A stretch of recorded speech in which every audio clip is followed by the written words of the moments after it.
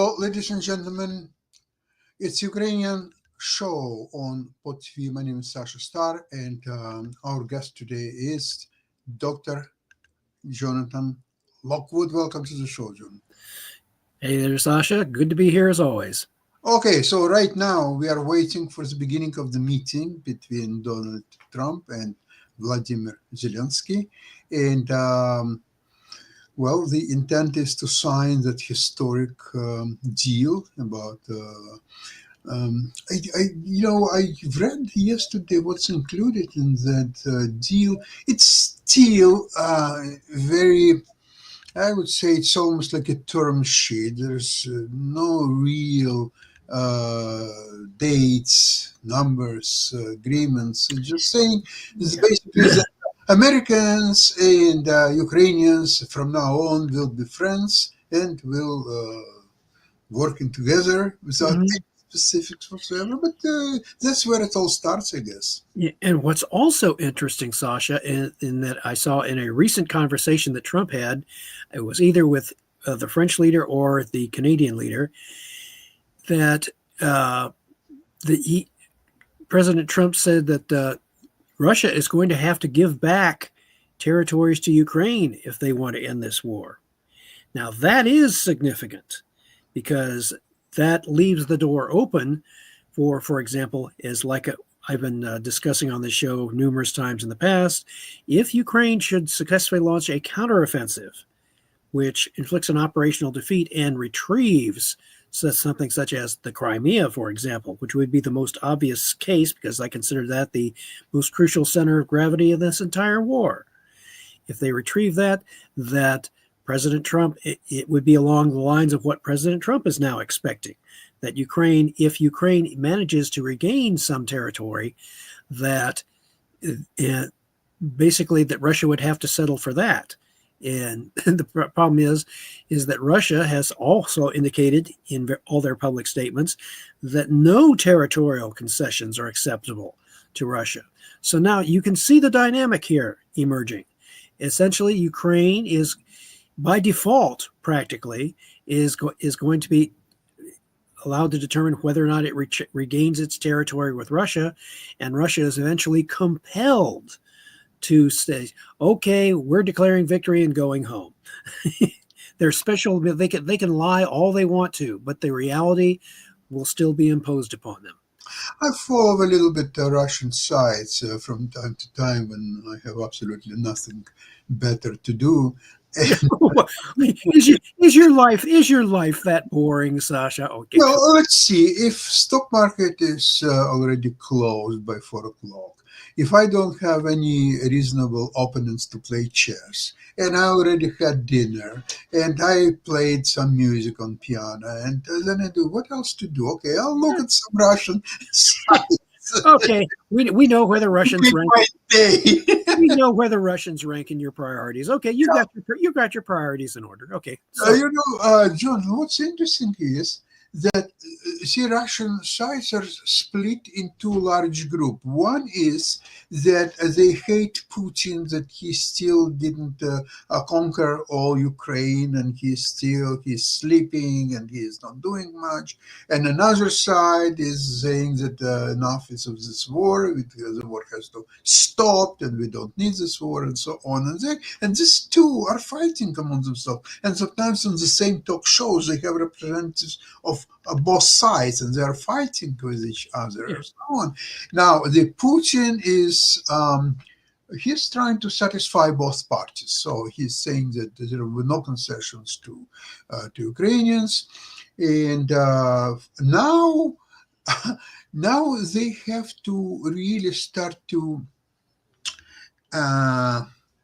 retrain all those people who were talking for years that America is our greatest enemy, and we have to prepare, and we have to, it's the same view of how many times in his show that they have to send missiles to not only Berlin and London and Paris, but also to Washington.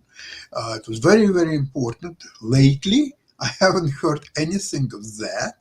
No longer America is the biggest. That's spread that would and Sasha, that would be spreading their nuclear arsenal out quite a bit.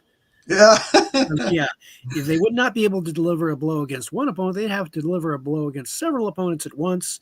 And as we've discussed before, if the United States succeeds in completing what I call an enhanced version of the Iron Dome defense, which would be what I described as the worldwide strategic defense matrix, again, with all the modifications we've discussed, then they would have even less ability to threaten the West with their nuclear arsenal. So, Yeah.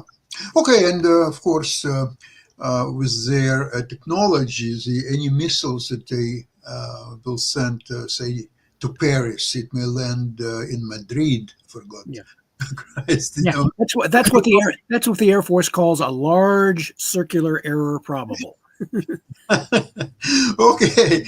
Now, what's interesting here is I noticed that also, I think it was yesterday at the meeting with English Premier Minister Starmer, Trump said something to the effect about the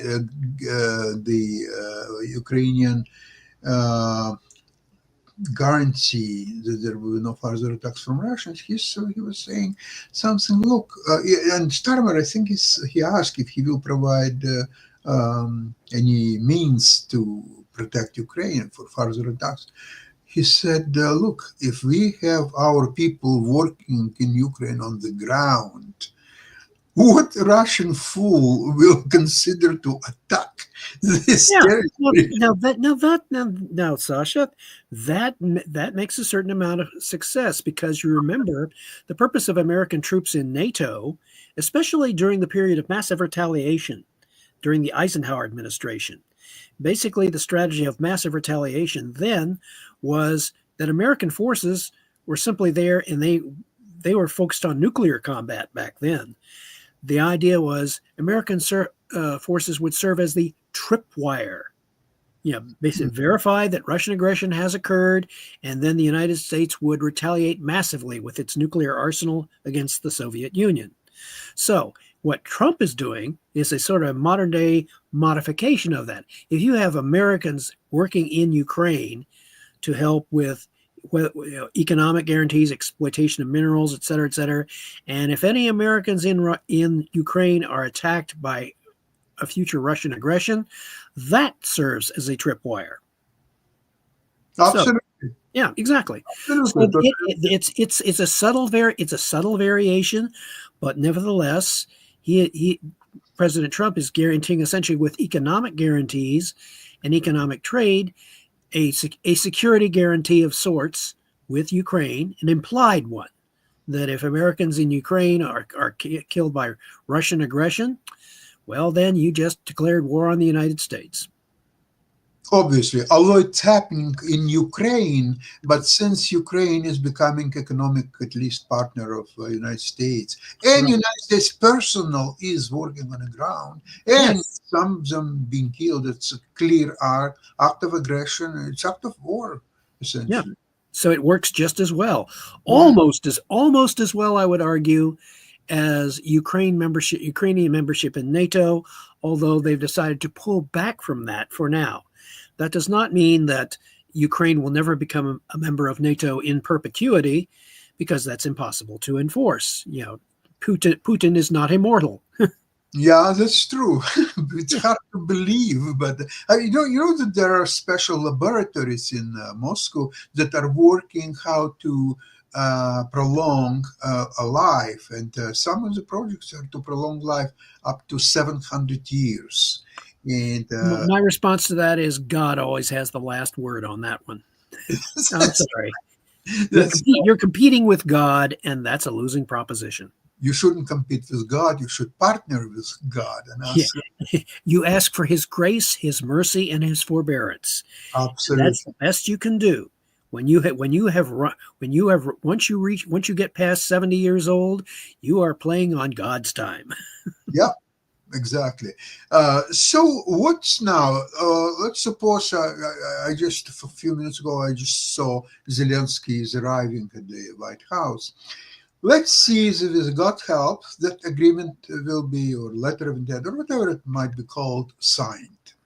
So this way, Trump definitely achieved certain things with Ukraine. Obviously, Ukraine is not interested to fight the war if they want to develop their infrastructure and rare earth metals and so on. So now it's Russia's turn. So Putin, Right. Now the onus is effectively placed on Russia. And Russia has repeatedly stated that they are not willing to make any concessions. So now the blame for continuing the war falls squarely on Russia. There is no ambiguity about it now. not anymore. No. Yeah, exactly. So, will Ukraine will Ukraine win the war on the battlefield where they have the opportunity to do it? And I do not discount, given the repeated number of times that the Ukrainian military leadership and political leadership have surprised us with their ability to resist, and even in local counterattacks. We've just had news of a local counterattack around Pokrovsk where they've regained positions. Now, this might be in preparation for a decisive operational counterblow elsewhere in there, and I'm still betting on Crimea. That is, Agree, Jonathan. And believe now, when the peace talks are slowly but advancing, Russia ferociously continued to attack Ukrainian positions and civilians, killing children, and every day. Last night there were more than 200 drones attacking Ukrainian 11 cities, I think, in total. So I mean, if Putin would send some kind of signals that he would like also to have a peace, why would he continue this merciless, horrible attacks against civilians? because from his perception, he has no other cards to play. He simply doesn't. If he stops all offensive operations, and then from the side of his own people, he's perceived as a loser. And if he continues on, he could end up totally exhausting his offensive potential. As Clausewitz would term it, he would have reached the culminating point of his offensive actions, whereupon there is now an opportunity for the defender to launch a decisive counterattack and drive him back. So no matter which way he goes, he has no good choices in front of him, Sasha. None. No, There are no obvious good plays. He's like a chess player who's more than one piece down. yeah, and checkmate in two moves. Right. And so, You know what's interesting is that lately, when this deal between U.S. and Ukraine has been discussed back and forth, and Putin said, "Well, look, we have mineral wealth. We can offer you this and that." And so his patriotic commentators, they were in horror, and they were starting screaming that Putin is a traitor. He's selling the wealth of our country to the capitalists. He's giving. What is he doing? He's selling our motherland, our resources. They're starting to look at Putin like a used car salesman. Oh, absolutely. So far, I mean, Trump hasn't even answered whether he's interested in that or he's not interested in that. But I mean, okay, once they will sign, hopefully, this deal today, I think Trump will ask his friend Vladimir, okay, Ukraine is on my side. They've signed everything what I need for now and so on. Now, where are your goods on the table? What are you offering? What concessions? Because so far there are none. I never heard even one single concession from Putin, except that he's continues this horrible way attack Ukrainian cities and schools and hospitals and just name it. So what's the deal? What is the deal with Russia? They thought, well, Russia obviously thought that if they just keep on going and refuse to compromise, that eventually the political will of the West in Ukraine was going to crack. And they've been proven wrong. They are not cracking. So now it remains to be seen whether Russia will be compelled to, declare victory and go home. And it would be much against their will to do so. They keep saying they are unwilling to compromise or unwilling to make any concessions. So now the decisive move is in the hands of Ukraine. That is my considered opinion. It is they have the opportunity to end this war surprisingly and decisively with a well-timed counterattack in a crucial area. Yeah, I think the time came. I think the time is right, and I think that Russian strategy to divide U.S. from Europe, and they really, for a couple of days, they were just they were almost dancing with the joy that okay, it's done now. U.S. is no longer going to help Europe or so on. Yeah. All of a sudden now, with two recent trips of Macron and Starmer, now it's quite obvious that that didn't work out the way Russians intended. Not at all. Yeah. And well, it almost reminds me of when in World War II, when President Roosevelt died shortly before, died near the end of April. And the Nazi leadership was celebrating that. This is a decisive sign the U.S. is going to lose its will to fight. Nope, not happening. No. And so, what would help Hitler if all three leaders, Roosevelt, Stalin, and Churchill, would die in one day, and that would create maybe some kind of. It would have slowed the momentum. It would not have changed at that point. It would not have changed the eventual outcome. If all three of them would die somewhere around 1941, that would have been interesting. Yeah. If Hitler would be as skillful as Putin to send his killers and with Novichok and some other devices, and they would also it would have required too many alternate history type events to have occurred. I mean, there were so, but again, historical hindsight is 2020. So that's right. But in this case, we can draw parallels between what is happening now and what has happened in the past.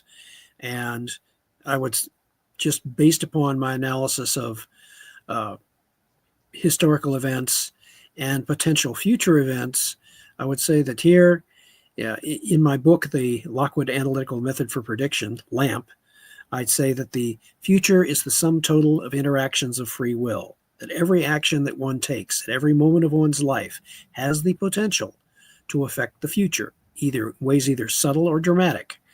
And if you wonder about that at all, just consider an action as simple as turning your head to look at a chart just a split second before a would-be assassin's bullet that was meant to go through your head instead goes through your right ear.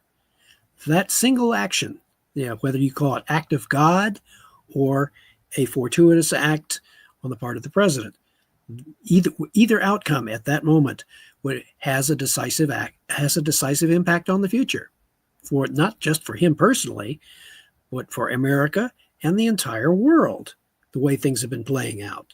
So in this case, Ukraine has the ability to affect its own future decisively in ways either subtle or dramatic, but the initiative is in their hands. The power to affect the future decisively, not only for itself, but for the entire world, is in their hands. Russia means of doing that because they do. I don't doubt it.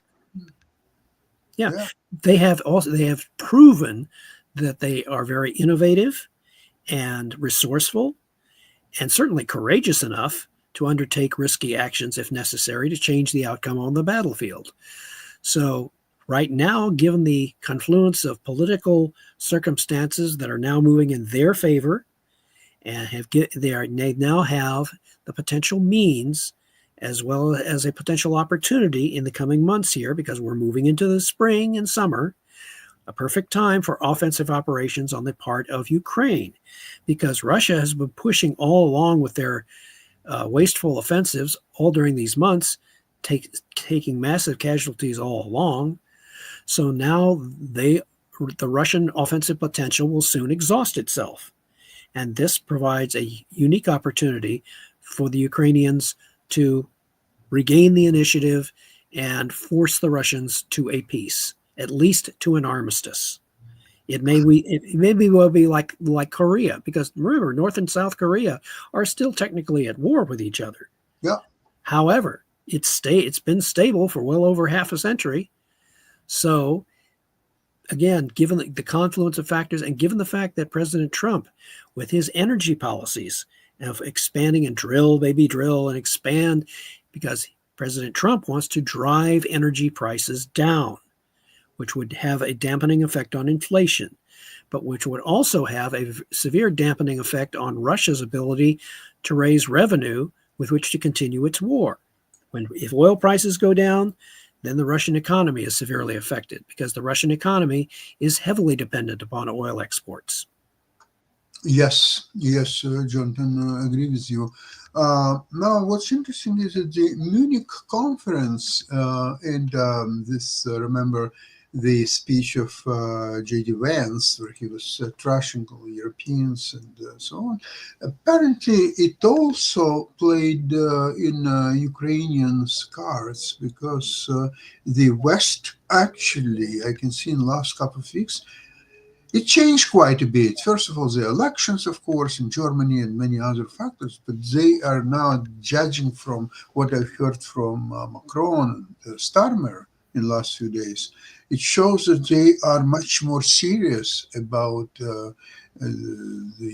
providing much more weapons, and basically their mood changed. They now understand that they have to defend themselves. Maybe US will help, but maybe not. In any case, that can change, as we have seen, that the willingness of the West to, once the United States has a visibly better grip on its own economic situation, particularly with reducing the debt, because we have to watch that carefully too, and see how successful they are in doing it. Oh, by the way, David Stockman, Reagan's former head of Office of Management and Budget, has come out with a very good plan, a very good set of guidelines for reducing the federal debt. And it's eminently sensible. It remains to be seen how well Elon Musk and his group pay attention to those suggestions and implement them and follow through. Because as right now, it's still way too soon to judge how successful the debt reduction efforts are going to be. They are certainly enthusiastic enough. They are certainly have the backing of President Trump. Now it just remains to be seen, okay, how is this going to play out? Because that is going to affect the ability of the United States to provide sustained military assistance and guarantees both to NATO as well as to the rest of the world. And it will require, in my opinion, a fundamental change in national military strategy and strategic doctrine. I'm recommending what things that I have been suggesting would fit into what I call a strategy of asymmetric response. Essentially using principles of judo to apply your strength against your opponent's perceived weakness.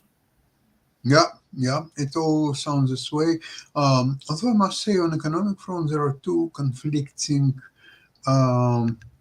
messages from Republicans. Is on one hand, they are now going to vote to increase the debt for further $4 trillion in addition to what is there now. They're trying to give themselves maneuvering room, temporary maneuvering room.